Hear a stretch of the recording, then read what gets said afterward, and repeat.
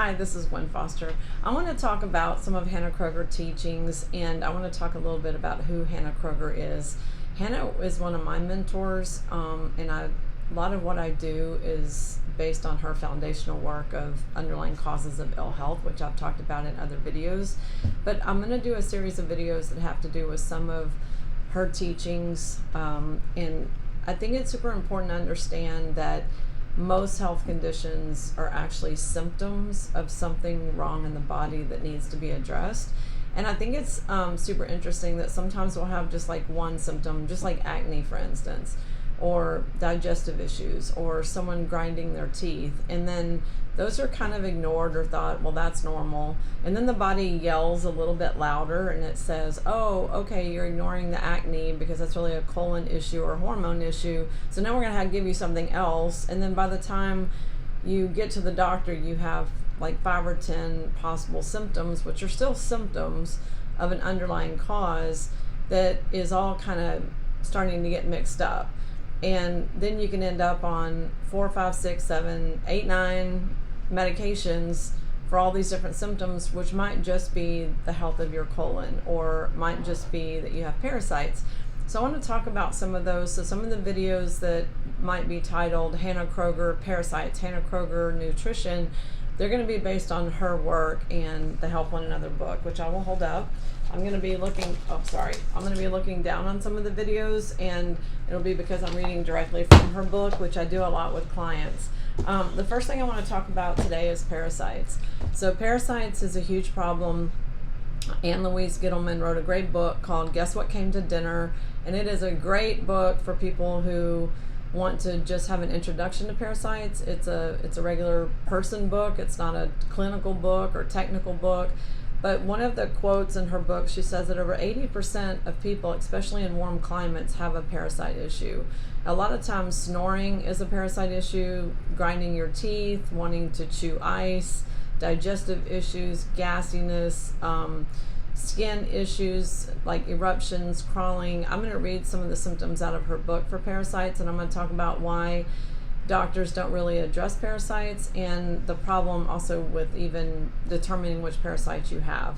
So some of the indications of parasites can be what I just mentioned, plus anemia, allergies, chronic fatigue, immune dysfunction, constipation, diarrhea, gas and bloating, nervousness, restlessness, eating disorders, grinding teeth, blisters on the inside of the lips, sometimes like a canker sore.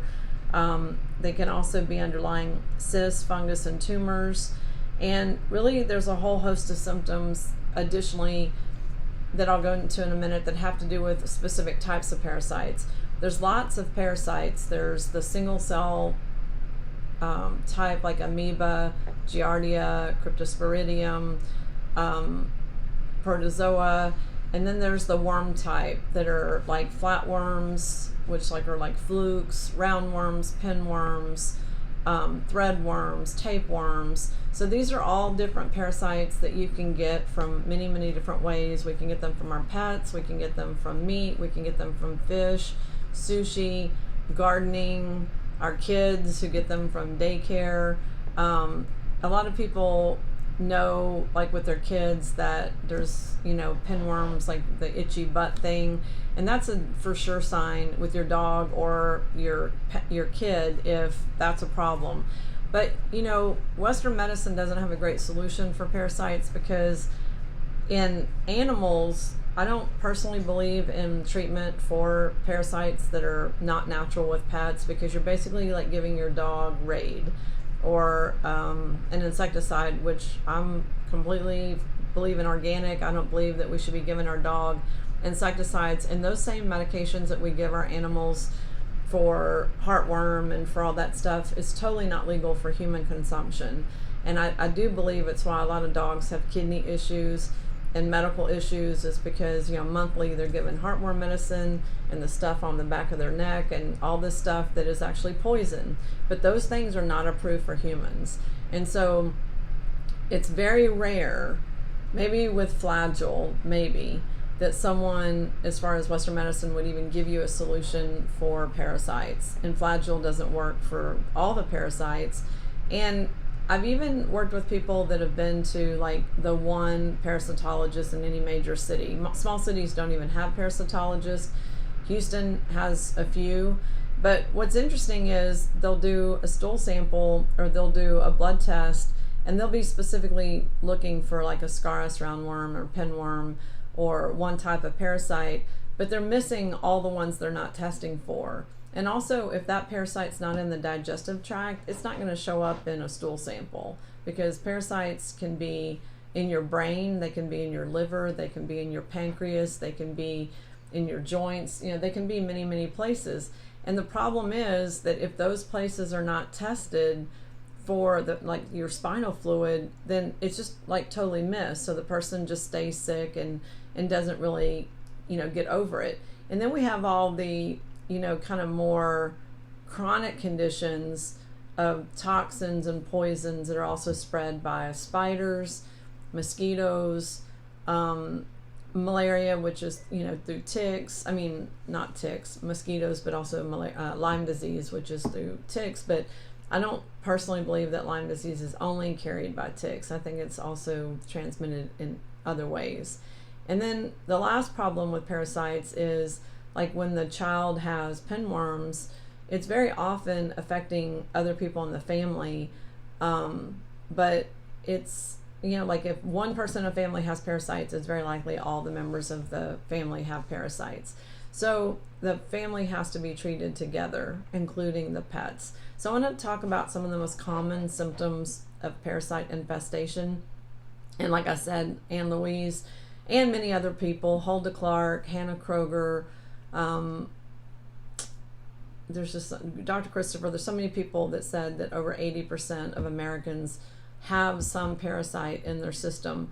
Now, sometimes a person can have a parasite and it's not really a big deal because we all have them, like we all have some level of candida, but it can become a big deal if the person's run down, if they're not getting enough sleep, if their nutrition is bad, if they're too acidic, if their temperature is too cold. So they can take over and become a problem at any time. So I want to read some of the symptoms of the most common parasites, and if these seem to fit some things that you might have going on, you might consider taking herbal remedies or natural remedies for parasites. And I do recommend the Help One Another book to learn about the remedies and the solutions, because sometimes like she has some great recipes, like for one parasite, it's drink thyme tea, thyme like in the spice. Okay, so there's a hookworm that burrows under the skin and it looks like something crawling under your skin. That's the thyme tea. Ascaris is usually associated with, Ascaris is easy to get. It's one of the most common parasites. It's related to Coxsackie virus, seizure disorders, especially like in seizures like with kids, and migraines. Dog heartworm, and this is something a lot of people don't realize, is that dog heartworm can affect humans. It can cause chest pain, fatigue, impaired circulation, persistent or chronic cough, just like in dogs. It's that kind of hacking cough. It's also, I've seen it more with men than women for some reason. It affects the heart, blood vessels, and lungs, and it can do the same damage to humans as it can with people, but we're not taking a heartworm prevention every month, are we? So it also can be transmitted by mosquitoes if you don't get it from your dog. Hookworms, the symptoms include anemia, abdominal pain with nausea, the creeping skin eruptions, diarrhea, gas, indigestion, listlessness, low blood count, malnourishment, feeling mentally slow, weak, and lazy. It's also can be underlying cause of herpes and HIV, and hookworms can drink up to a half a cup of blood per day, so that would definitely cause anemia. Pinworms is probably the most common dog and child, especially small child parasite. This is irritation around the anus and continued scratching, especially with kids, like I said, itchy butt. Children who are infected may show digestive disturbances, irritability, insomnia, and nervousness. Pinworms are the most common roundworm in the United States, and they can infect sheets, clothes, walls, and carpets, and each family member needs to be treated. That's what I was saying, that I think it was another video I was talking about lice. If you don't deal with the whole house with pinworms, you will really never resolve them. Strongyloids are another type of roundworm, and they're very highly associated with headaches and asthma. So asthma, like childhood asthma, can just be a parasite infection. I am going to keep reading some of these symptoms because I think this is super important. Toxocara is another parasite that can cause joint pains, liver problems, lung problems, muscle pains, rashes, and vomiting.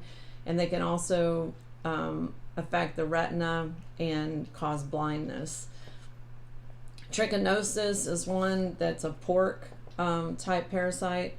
And this one, I've actually had a few cases that were very specific. Trichinosis like to burrow into the muscles in the body, and it will feel like a constriction in the muscles, like in the arms or here, you know, wherever people have muscle bands. So they're a muscle parasite, but they can also cause diarrhea, fever, intestinal pain, stiff muscles, including the heart, laryngitis with cough, sniffles, lung problems, edema of the eyelids, which is swelling, and also swelling face, fluid retention, and symptoms of an ongoing low-grade infection. They can affect the heart capillaries because the heart is a muscle, so they affect the muscles, all muscles in the body. But they can be very serious and also cause encephalitis, kidney damage, pneumonia, and other complex diseases, including fibromyalgia. These larvae burrow into the soft tissues and muscles, and can also be found in the brain, face, heart, lungs, muscle, throat, and jaw. And I can promise you there's not a doctor on the planet that is going to test for trichinosis. It's not going to happen. I've never seen a single lab work that tested for trichinosis, but it comes from undercooked pork. Vein worms are another type of parasite that usually affect varicose veins, but they can also affect the head, neck, and brain, cause depression, and other vein disorders like hemorrhoids. And vein worms are typically carried by pets, and we can get them from our cats and our dogs. But it's another reason for treating those instead of yanking those varicose veins out. Whipworm can be abdominal pain, diarrhea, gas, insomnia, nervousness, short-term memory loss, weakness, and weight loss. This is also associated with allergies, migraines, sinus problems, and snoring.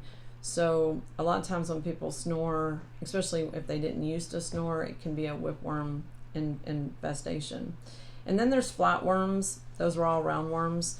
The flatworms can be like bladder worms, which these type of worms usually affect the part of the body that they're in, like dog heartworm can affect the heart, but other, you know, possibilities of affecting the different parts of the body. Intestinal flukes, like it sounds like, would most likely affect the intestines, but can also cause prostate problems.